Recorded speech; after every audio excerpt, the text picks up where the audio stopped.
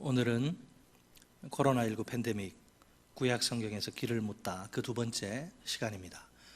지난주일처럼 구약 성경에 나타난 전염병을 살펴보려고 합니다. 본문의 배경은 두 가지 특별한 역사적 사건입니다. 하나는 다윗의 인구조사이고 다른 하나는 솔로몬의 성전 봉헌 기도입니다. 본문을 두 파트로 나눠서 살펴보는데요. 한번 따라서 하시겠습니다. 첫째, 기도하라. 기도하라. 먼저 사무엘하 24장에 나오는 다윗의 인구조사입니다. 다윗은 인구조사를 시행한 것 때문에 하나님께 징계를 당합니다. 왜 그 행동이 하나님께 징계 대상이 되는지 성경에는 아무런 언급이 없습니다. 단지 징계 대상이라는 것을 이야기할 뿐입니다. 어쨌든 하나님의 징계가 전염병이란 재앙으로 등장합니다. 한 가지 분명한 사실은 이 무서운 재앙도 하나님이 통제하신다. 하나님이 통제하신다는 것입니다. 오늘날 우리가 심하게 겪고 있는 코로나19 팬데믹도 마찬가지입니다. 솔직히 답답한 구석이 한두 가지가 아닙니다. 우리는 팬데믹의 원인이 무엇인지, 누가 책임을 져야 하는지 모릅니다. 다만 이 모든 상황까지도 하나님의 손안에 있다는 사실을 믿을 따름입니다. 왜 믿습니까? 우리가 하나님의 주권과 섭리를 믿는 그리스도인이기 때문에 그렇습니다. 사무엘하 24장 13절을 보면 선지자 갓이 다윗을 찾아옵니다. 다윗에게 세 가지 선택권을 제시하면서 그 중에 한 가지를 고르라고 말합니다. 뭐라고 이야기하죠?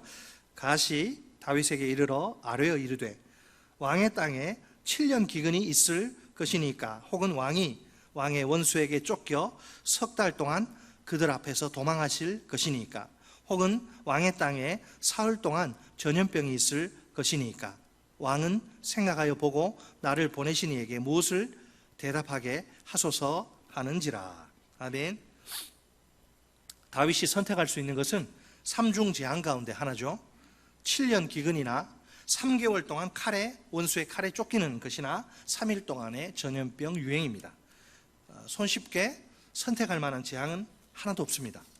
어느 재앙을 선택하더라도 말할 수 없는 고통이 뒤따르기 때문입니다. 과연 다윗은 기근과 칼과 전염병 중에서 무엇을 선택할까요? 그 재앙을 선택할 수밖에 없는 그의 심정은 어떨까요? 인구조사를 시행한 것 때문에 하나님의 혹독한 징계를 받아야 하다니요. 애꿎은 백성들에게 무슨 책임이 있단 말입니까? 굳이 책임이라 한다면 왕 한 사람, 리더 한 사람 잘못 만난 것밖에는 없습니다. 다윗이 하나님 앞에서 머리를 쥐어 뜯으며 자책하지 않을까요? 자기 자신이 한심해 보여 견딜 수 없을 지경이겠지요. 피해 당사자인 백성들에게는 또 얼마나 부끄럽고 미안할까요?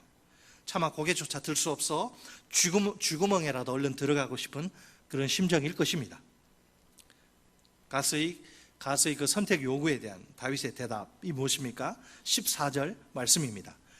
다윗이 갓에게 이르되 내가 고통 중에 있도다. 청하건대 여호와께서는 긍휼이 크시니 우리가 여호와의 손에 빠지고 내가 사람의 손에 빠지지 아니하기를 원하노라 하는지라. 아멘. 우리말 성경에는 큰이란 단어가 빠져 있습니다. 반면에 히브리어 성경에는 내가 큰 고통 중에 있다 이렇게 되어 있어요. 그러니까 크다 이 형용사를 중심으로 곤경과 여호와의 긍휼이 대조되는 셈입니다. 내가 큰 고통 중에 있도다와 여호와께서는 긍휼이 크시니입니다. 다윗은 지금 자신이 아주 곤혹스러운 상황에 처해 있다는 걸 잘 압니다. 그가 이 상황에서 벗어날 수 있는 길은 무엇일까요? 아무리 생각해봐도 효과적인 방법은 도통 머릿속에 떠오르질 않습니다. 다윗에게는 하나의 가능성밖에 없습니다. 그가 여호와의 크신 긍휼을 붙드는 것입니다. 사실을 말하자면 다윗이 당한 그 곤경과 고통만 큰 것이 아닙니다. 그가 믿고 섬기는 여호와의 긍휼 역시 큽니다. 그래서 그는 사람의 손, 사람의 매가 아니라 여호와의 손, 여호와의 매를 선택합니다. 우리가 여호와의 손에 빠지고 내가 사람의 손에 빠지지 아니하기를 원하노라. 아멘. 다윗의 생각처럼 사람들의 긍휼보다 여호와의 긍휼이 훨씬 더 큽니다. 아니, 애초에 이 둘은 비교가 불가능합니다. 그죠? 원래 타락한 본성을 타고난 인간은 잔인하고 무도하기 짝이 없습니다. 피도 눈물도 없는 경우가 허다하죠. 굳이 인류의 역사를 한참 거슬러 이렇게 위로 올라갈 필요 없습니다. 오늘 이 시대에도 인간의 무자비함은 그 정체를 당당하게 드러내는 중입니다. 그 한 가지 생생한 예가 있지 않습니까? 며칠 전 신문을 보니까 미군이 철수하고 난 아프간의 상황이 혼돈 그 자체더군요. 그 와중에 비극적인 사건이 발생합니다.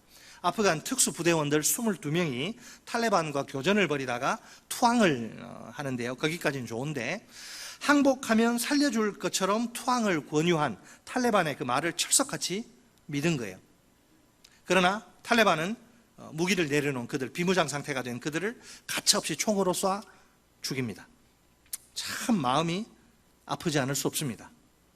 만약 다윗이 원수에게 쫓겨 석 달 동안 도망가는 걸 선택하면 어떻게 될까요?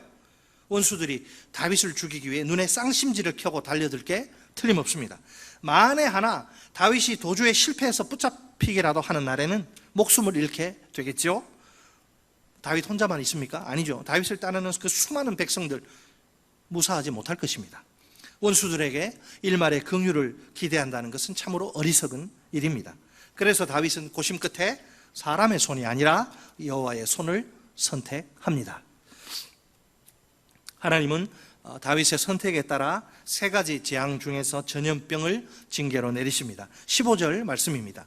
이에 여호와께서 그 아침부터 정하신 때까지 전염병을 이스라엘에게 내리시니 단에서부터 브엘세바까지 백성의 죽은 자가 7만 명이라. 아멘. 다윗의 인구 조사가 초래한 끔찍한 결과지요. 하지만 이게 전부가 아닙니다. 설상가상으로 하나님의 징계의 손이 이제 다윗 왕국의 수도인 예루살렘을 향합니다. 또 얼마나 많은 백성들이 죽어나갈지 모를 일입니다. 정말 큰일이 아닐 수 없습니다. 그런데 갑작스러운 전환이 일어납니다. 16절 말씀입니다. 천사가 예루살렘을 향하여 그의 손을 들어 멸하려 하더니 여호와께서 이 재앙 내리심을 뉘우치사 백성을 멸하는 천사에게 이르시되 족하다. 이제는 내 손을 거두라 하시니 여호와의 사자가 여부수 사람 아라우나의 타작마당 곁에 있는지라. 아멘. 다급하기 짝이 없는 순간입니다. 그렇죠? 천사가 예루살렘을 멸하기 일보 직전이에요. 자칫하다간 모든 유다 백성들이 전멸당하고 다윗 왕국이 이제 문을 닫을지도 모를 그럴 위기입니다.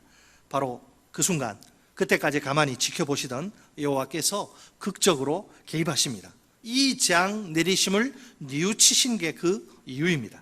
그래서 천사에게 손을 거두라 명령하시죠. 이렇게 해서 그 참혹한 전염병이 중단됩니다. 다윗의 기대대로 하나님이 심판 중에도 긍휼을 잊지 않으신 것입니다. 다윗이 여호와의 손에 빠지기를 선택한 이유가 바로 여기에 있습니다. 여호와의 긍휼을 붙든 그의 시도가 드디어 적중한 거죠. 그나마 지혜로운 그런 선택을 한 셈입니다.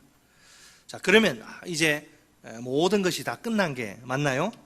만약 이 전염병 스토리가 자연적이고 합리적이라면 여기서 끝날 거예요. 왜? 죄를 지었고 그에 상응하는 벌을 받아서 이제 끝났으니까. 그러나 이 스토리는 그런 계몽주의적인 도덕과는 거리가 멉니다. 여호와의 종교와 긴밀히 연결된 신비한 스토리입니다. 하나님과 인간이 서로 깊이 결속된 그런 스토리 말입니다. 결국 진짜 중요한 이야기는 이제부터 시작입니다. 다윗은 백성을 치는 천사를 봅니다. 백성이 죽어나가는 걸 더 이상 도저히 두 눈 뜨고 볼 수가 없습니다. 그래서 곧바로 하나님께 백성 대신 자기 자신을 치시라고 요청합니다. 17절을 보세요.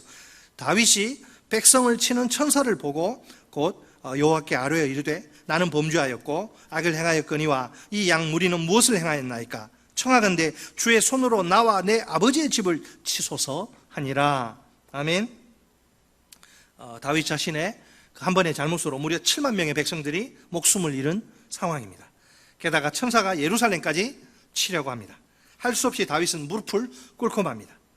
백성들이 전염병으로 비참하게 쓰러져가는 모습을 무기력하게 지켜봐야 하다니요. 왕이지만 다윗은 자신의 그 권력으로 할 수 있는 일이 아무것도 없어요. 오늘 우리보다도 더 열악한 상황임에 틀림없습니다. 우리는 마스크 착용과 사회적 거리두기와 백신 접종이라도 할 수 있지 않습니까? 비로소 다윗은 인구조사 시행이 하나님 앞에서 얼마나 큰 죄인지를 깨닫습니다. 이 범죄에 대한 책임을 아무 죄 없는 백성들이 지게 하는 것은 합당하지 않습니다. 모든 책임은 전적으로 자기 자신이 져야 마땅합니다. 적어도 이 순간만큼은 왕으로서가 아니라 목자로서 하나님 앞에 선 다윗입니다. 절대 권력자로서가 아니라 목자로서의 소명을 다시 깨달은 것입니다. 그의 말에 자세히 귀 기울여 보세요. 나는 범죄하였고 악을 행하였거니와 이 양 무리는 무엇을 행하였나이까? 천사가 하나님의 백성을 치는 그 장면 속에서 우리는 두 가지 행동을 봅니다. 하나는 여호와의 행동이요, 다른 하나는 다윗의 행동입니다. 여호와의 행동은 후회이고 다윗의 행동은 회개입니다. 여호와는 진노하심 중에서라도 긍휼을 잊지 않으십니다. 다윗은 양들의 고통을 보고서 마침내 목자의 심정을 회복합니다. 자, 18절에 따르면 이제 선지자 가시 다윗에게 한 가지 명령을 내리죠. 어떤 명령입니까? 여부스 사람 아라우나의 타작마당에 가서 여호와를 위하여 제단을 쌓으라는 거죠. 그러자 다윗은 그대로 순종합니다. 21절 하반절 말씀입니다. 다윗이 이르되 내게서 타작마당을 사서 여호와께 제단을 쌓아 백성에게 내리는 재앙을 그치게 하려 함이라 하는지라. 아멘. 계속해서 25절 말씀입니다. 그곳에서 여호와를 위하여 제단을 쌓고 번제와 화목제를 드렸더니 이에 여호와께서 그 땅을 위한 기도를 들으심에 이스라엘에게 내리는 재앙이 그쳤더라. 아멘. 자, 여호와께서 다윗의 순종을 기쁘게 받으시고 그의 기도를 들으십니다. 결국 그 무서운 재앙이 중단됩니다. 이처럼 재앙의 전염병은 철저히 여호와의 손 안에 있습니다. 전염병을 보내신 분도 여호와시오, 전염병을 거둬가신 분도 여호와이십니다. 자, 여기서 우리가 주목해야 할 중요한 것이 하나 있습니다. 전염병의 중단에 있어서 핵심적인 요소가 무엇이냐 하는 점입니다. 먼저 제일 중요한 것은 여호와의 긍휼입니다. 그 다음에 또 뭐가 있어요? 다윗의 회개와 믿음도 있습니다. 여호와를 위한 제단 건축과 제사도 있고요, 이 땅을 위한 기도도 있습니다. 자기 백성을 언제나 지키시고 보호하시는 분은 오직 여호와이십니다. 왕국이 아무리 강하고 왕이 신실해도 궁극적으로 이스라엘을 지키거나 보호할 수 없습니다. 이스라엘을 항상 지키시고 보호하시는 분은 여호와 하나님 한 분이십니다. 여러분, 지금도 이 대한민국과 모든 나라들을 늘 지키시고 보호하시는 분은 하나님이십니다. 물론 코로나19 팬데믹이랑 비상시국에서는 각국의 그 지도자들도 대단히 중요합니다. 방역 대책을 총괄하는 기관, 종사자들, 의료인들도 중요합니다. 그렇지만 이 재앙을 멈추실 분은 오직 하나님 한 분뿐이십니다. 이때 하나님의 개입을 위해, 하나님의 오심을 위해 하나님의 백성들이 해야 할 일이 있습니다. 그것은 기도입니다. 이 코로나19 팬데믹 재앙이 중단되기 위해서는 땅을 위한 기도가 있어야 합니다. 이것이 우리가 대한민국과 열방을 위해 깨어 기도해야 할 이유입니다. 분명 백신 접종을 완료하고 집단 면역을 달성하는 것도 중요합니다. 그러나 그것이 기도보다 중요하지는 않습니다. 기도야말로 하나님이 일하시는 최고의 수단입니다. 우리가 어떤 경우에라도 하나님보다 앞서가면 안 돼요. 그 대신 기도를 통해 하나님이 역사하시도록 환경을 조성해야 합니다. 무엇보다 우리 대한민국에 다윗과 같은 지도자들이 필요합니다. 우리는 다윗처럼 자신의 연약함과 부족함을 인정하고 무릎을 꿇는 지도자들을 기다립니다. 다윗은 하나님을 가장 두려워하면서도 가장 신뢰합니다. 이것이 다윗이 하나님의 마음에 합한 사람인 이유입니다. 다윗은 그저 회개만 하면 하나님이 아무 일 없던 것처럼 싹 그냥 이렇게 깨끗하게 처리해 주실 것, 그걸 기대한 게 아니에요. 죄 때문에 하나님의 무서운 징계를 받아야 하지만 그 안에 하나님의 자비가 있을 것이라 그것을 굳게 믿습니다. 여러분, 성경의 신앙이 뭐예요? 성경의 신앙은 선과 악이 모두 여호와께로부터 나온다, 이런 론을 가르칩니다. 선은 하나님에게서 나오고 악은 악신에게서 나온다, 이런 이원론을 지지하지 않아요. 이 세상의 모든 일은 하나님의 주권 아래에서 발생합니다. 그렇다고 오해하시면 곤란해요. 하나님이 악의 무슨 직접적인 원인자나 행위자는 아닙니다. 하지만 하나님의 작정을 벗어나 활동하는 악이란 존재할 수 없습니다. 하나님의 악을 허용하시는 거예요. 이것도 인간을 향한 하나님의 주권적인 통치 가운데 일부분입니다.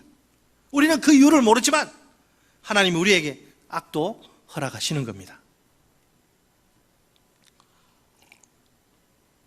원래 내일 일은 아무도 모릅니다. 그렇다 해도 우리는 여호와 하나님만이 모든 인간 문제의 궁극적 해결자이심을 믿습니다.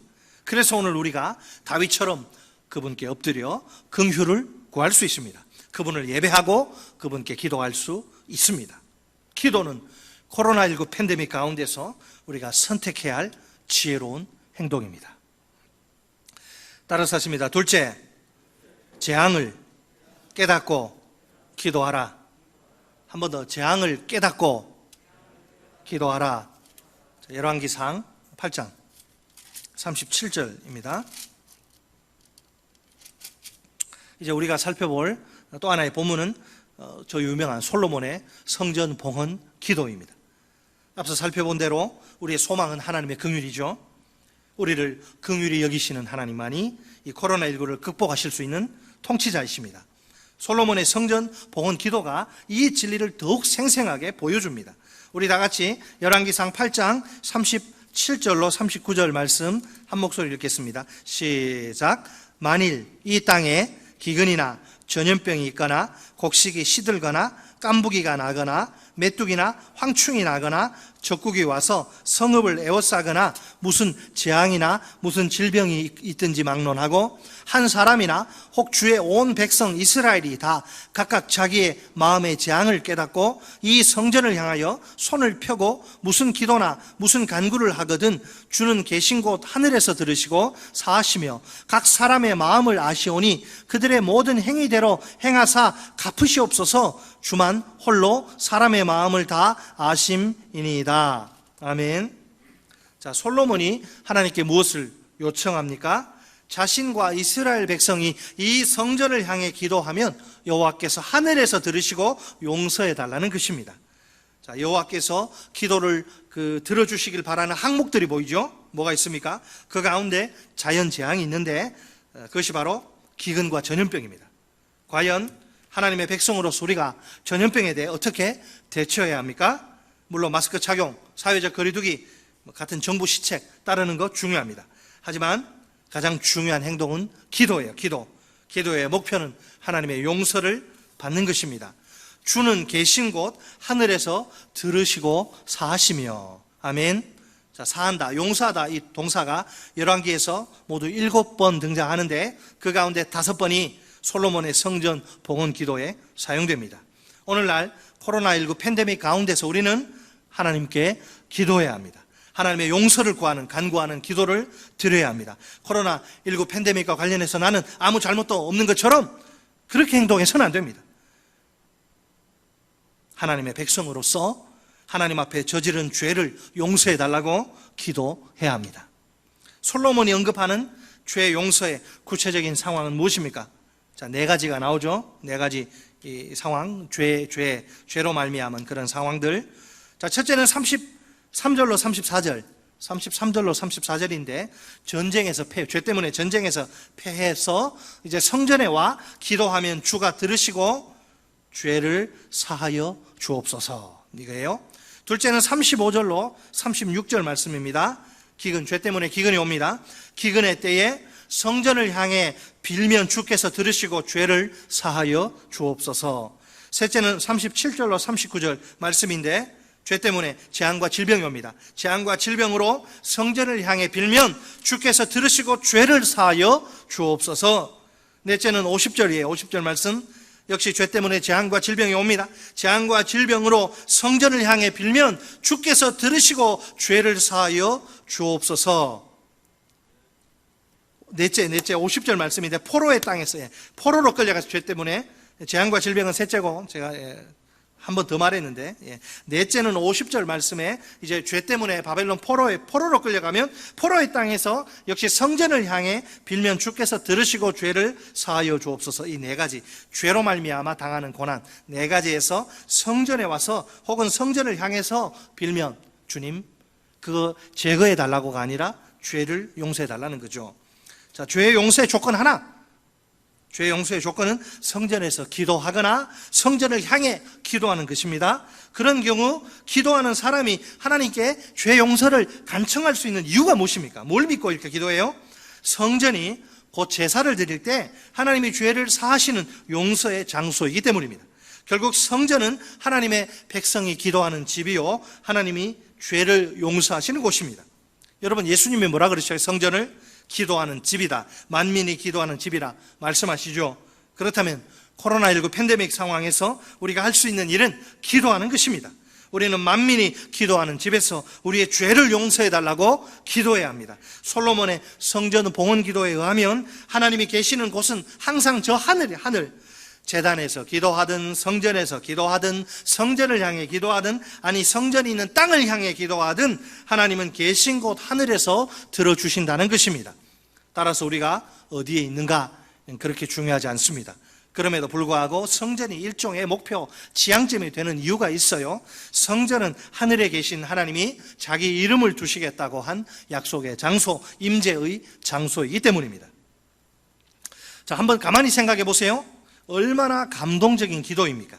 기도하는 장소가 성전 안에 거룩한 곳인 제단에서 성전으로, 그리고 성전이 보이지 않는 곳으로 점점 이렇게 멀어지고 있어요.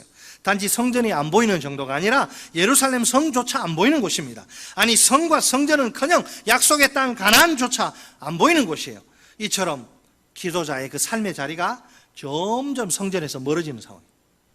바벨론의 포로로 끌려간 유대인들, 여러분, 바벨론의 포로로 끌려간 유대인들의 입장에서 생각하면 어떨까요? 이 열왕기서를 보는 사람들, 굉장히 실감나는 그런 경험이 아닐까요? 바벨론 강가에 나와 앉아있는 유대인들, 그 팝송도 있잖아요. 바벨론 강에서 그 사람들 하는 행동, 제가 제목이 생각 안 나는데, 바벨론 강가에 나와 앉아있는, 거기서 울고 있는 유대인들, 나라를 빼앗기고 예배를 빼앗기고 뭐 할 수 있는 일이 없어요. 포로로 사는 거예요. 거기서는 성전이나 뭐 예루살렘 성은 고사하고 그렇게 예루살렘 성에 나와 예배하기를 원하지만 성 70년 동안 성전이나 예루살렘 성은 고사하고 약속의 땅조차 전혀 보이지 않아요. 과연 그런 상황에서 그들이 하나님께 제대로 기도할 수 있을까요? 도대체 어느 방향을 향해서 기도를 해야 한단 말입니까? 하지만 솔로몬이라면 이야기가 달라집니다. 그런데 심지어 포로로 끌려간 땅에서도 주께서 주신 땅과 주께서 택하신 예루살렘 성과 솔로몬 성전을 향해 기도하면 하나님은 계신 곳 하늘에서 들으시고 기도에 응답해 주시기를 간구합니다. 열왕기서는 포로로 끌려간 포로기를 경험하고 있는 유대인들을 대상으로 기록된 말씀이 아닙니까? 솔로몬의 기도는 그들에게 어떤 의미로 다가올까요? 그들의 가슴을 울컥하게 만드는 감동적인 기도가 아닐까요? 얼마나 그들이 예루살렘으로 돌아가고 싶을까요? 얼마나 성전에서 하나님을 예배하고 싶을까요? 아무것도 할 수 없죠. 그런데 솔로몬이 이런 기도를, 자, 그렇다면 하나님의 백성들은 구체적으로 무슨 기도를 해야 할까요? 특히 기근과 전염병의 재앙을 당할 때 어떤 기도를 해야 합니까? 이런 기도의 응답과 그 결과는 또 무엇입니까? 솔로몬의 이 성전 봉헌 기도는 우리에게 기도의 자세에 대해서 큰 교훈을 던집니다. 우리 다 같이 다시 한번 38절, 39절 같이 한 목소리로 읽겠습니다. 한 번 더 38, 39 시작. 한 사람이나 혹 주의 온 백성 이스라엘이 다 각각 자기의 마음에 재앙을 깨닫고 이 성전을 향하여 손을 펴고 무슨 기도나 무슨 간구를 하거든 주는 계신 곳 하늘에서 들으시고 사하시며 각 사람의 마음을 아시오니 그들의 모든 행위대로 행하사 갚으시옵소서. 주만 홀로 사람의 마음을 다 아심이니이다. 아멘. 여기서 중요한 구절이 뭐냐면 다 각각 한 사람도 빼놓지 않고 다 각각 자기의 마음에 뭘 깨닫고 재앙을 깨닫고 자기 마음에 죄로 말미암아 재앙이 왔다. 자기 안에 죄로 말미암아 내게 재앙이 왔다. 우리가 코로나19 팬데믹을 남 이야기 하듯 그렇게 쉽게 하거나 남에게 책임을 막 떠넘기듯이 그렇게 말하면 안 됩니다.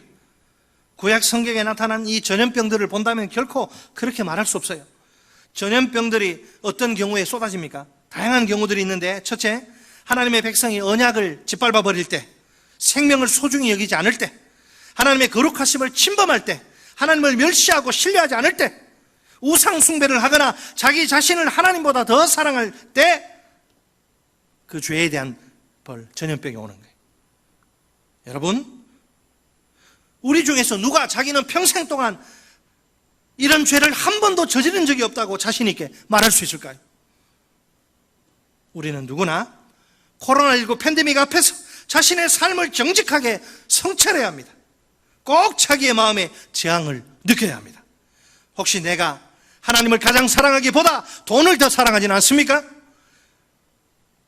아니면 내가 이웃을 사랑하기보다 자기 자신을 더 사랑하지는 않습니까? 신앙생활이 내게 전부가 아니라 예수가 내게 목숨이 아니라 의미 없는 종교활동 취미 생활에 불과하지 않습니까? 내가 세상의 쾌락을 추구하느라 경건과는 거리가 한참 먼 삶을 살지는 않습니까? 혹시 내가 탐욕에 눈이 멀어 이웃에게 상처와 고통을 주지는 않습니까? 만약 아직도 코로나19 팬데믹을 남의 이야기로 치부하거나 다른 사람의 잘못으로 핑계를 대는 그런 마음이 있다면 어떨까요? 그런 사람은 진정으로 하나님께 기도할 수 없습니다. 중요한 것은 우리 각자가 한 사람 한 사람이 반드시 자기 마음에 재앙을 느껴야 한다는 사실입니다. 그렇게 자기의 마음에 재앙을 느끼는 자의 기도를 하나님이 들으시기 때문입니다. 나는 괜찮다. 나는 아무 문제 없다. 나는 죄 없다. 그러면 하나님이 기도를 듣지 않아요. 내가 이런 죄 때문에 이런 재앙이 왔구나, 내게. 여러분, 그렇다면 코로나19 팬데믹은 여러분 코로나19 팬데믹에서 진짜와 가짜가 확실하게 드러나요. 앞으로 이제 더 중간에 어영부영 양다리 걸친 사람들이 점점 사라지게 돼요. 완전히 세상으로 가거나 완전히 죽게 붙거나. 이제 한번 보세요. 여러분, 코로나19 팬데믹은요 우리에게 위기인 동시에 기회예요. 위기면서 기회예요. 우리 삶의 토대가 막 흔들리고 고통과 불안이 막 가중되고 얼마나 힘들어요. 위기죠, 위기. 반면에 자기의 재앙을 깨닫고 기도하다가 하나님을 만날 수 있기에 찬스, 기회입니다. 하나님은 이런 위기의 상황에서 우리 각자가 자기의 재앙을 깨닫기를 바라십니다. 그 마음으로 하나님 앞에 애통하며 나와 기도하기를 원하십니다. 그렇게 우리가 기도하기만 하면 하나님이 우리를 만나 주십니다. 우리에게 풍성한 은혜와 능력을 베푸십니다. 오늘 우리가 하나님께 기도할 수 있는 근거는 무엇입니까? 예수님이 우리의 새로운 성전이신 동시에 우리의 구주와 주님이시기 때문입니다. 우리는 언제나 주 예수의 이름으로 하나님께 기도할 수 있습니다. 코로나19 팬데믹이 인류의 생존을 위협한다 해도 괜찮습니다. 그래도 여전히 우리에겐 소망이 있습니다. 우리가 새로운 성전이시며 구주와 주님이신 예수 그리스도의 이름으로 모여 하나님께 기도할 수 있기 때문입니다. 두세 사람이 모인 곳에 나도 함께 있으리라 우리 예수님이 약속하시지 않습니까? 그렇다면 기도의 내용은 무엇입니까? 단순히 모든 잘못을 용서해달라는 것입니까? 그건 아니죠. 자, 39절 말씀을 다시 봅시다. 주는 계신 곳 하늘에서 들으시고 사하시며 각 사람의 마음을 아시오니 그들의 모든 행위대로 행하사 갚으시옵소서. 주만 홀로 사람의 마음을 다 아심이니이다. 아멘. 자, 우리가 재앙을 당할 때 기도해야 할 것이 무엇입니까? 그때 우리는 하나님의 용서와 긍휼뿐 아니라 하나님의 공의, 하나님의 공의도 구해야 합니다. 솔직히 우리는 누가 무슨 잘못을 했는지 모릅니다. 누가 이 사태에 책임을 져야 하는지 몰라요. 또 어떤 사람이 하나님보다 돈을 더 사랑하는지 몰라요. 어떤 사람이 이웃보다 자기 자신을 더 사랑하는지 모릅니다. 누가 신앙생활이 아니라 의미 없는 종교활동하는지 몰라요. 누가 세상의 쾌락을 추구하면서 불경건한 더러운 삶을 사는지 모릅니다. 어떤 사람이 탐욕에 눈이 멀어 이웃에게 상처와 고통을 주는지 모릅니다. 교회에서는 다 그렇게 보이지, 누구나. 월요일부터 토요일까지 삶은 몰라요. 자기 자식, 자기 가족들은 알겠네. 그러나 이 모든 것을 정확히 아시는 분이 계십니다. 그분은 오직 하나님이십니다. 하나님은 이 세상 모든 사람들의 속마음을 훤히 꿰뚫어 보십니다. 그분 앞에서는 아무것도 감출 수 없습니다. 사람은 속일 수 있을지 몰라도 그분은 결코 속일 수 없습니다. 그분은 그 어느 누구에게도 절대로 속아 넘어가지 않으십니다. 그러니까 우리는 각 사람의 모든 행위대로 갚아주시라 기도할 수 있습니다. 또 그렇게 기도해야 합니다. 괜히 우리가 나서서 시시비비를 따질 필요가 없습니다. 이 세상에서 가장 어리석은 인간은 하나님을 속이려는 자입니다. 하나님의 눈을 피해 뭘 감추려는 자입니다. 그것은 애초에 불가능한 일입니다. 하나님을 두려워하지 않으면, 그렇게 두려워하지 않으니까 그런 거예요. 그런 애초에 불가능한 일인데, 그런 허황되고 미련한 꿈은 처음부터 꾸지 말아야 합니다. 우리 하나님의 눈은 최고로 정확합니다. 그 정확한 눈으로 24시간 내내, 1년 365일 내내 온 세상과 모든 사람을 불꽃 같은 눈으로 지켜보십니다. 그래서 하나님이 전부 다 아십니다. 지금 온 세상은 코로나19 팬데믹과 힘겨운 싸움을 벌이는 중입니다. 언제쯤 인류가 이 싸움에서 승리하게 될지 아무도 장담할 수 없습니다. 코로나19가 우리에게 강요하는 고통과 눈물의 가혹한 무게를 보세요. 그래도 우리는 절망과 포기를 선언할 수 없습니다. 주 예수의 이름으로 하나님께 기도할 수 있으니 아직 우리에게 소망이 있습니다. 오늘 주님이 다윗의 인구 조사를 통해 우리에게 말씀하십니다. 기도하라! 오늘 주님이 솔로몬의 성전 봉헌 기도를 통해 우리에게 말씀하십니다. 재앙을 깨닫고 기도하라. 우리 다 함께 코로나19 팬데믹이 철저히 하나님의 손안에 있음을 고백합시다. 이 팬데믹 가운데서도 우리를 지키시는 분은 긍휼의 하나님이심을 기억합시다. 다윗처럼 하나님께 엎드려 그분의 큰 긍휼을 구합시다. 그분께 믿음으로 기도합시다. 우리 다 함께 코로나19 팬데믹 앞에서 자신을 정직하게 성찰합시다. 솔로몬의 기도처럼 우리가 각자 자기의 마음의 재앙을 느낍시다. 그렇게 자기의 재앙을 깨닫고 애통하며 기도합시다.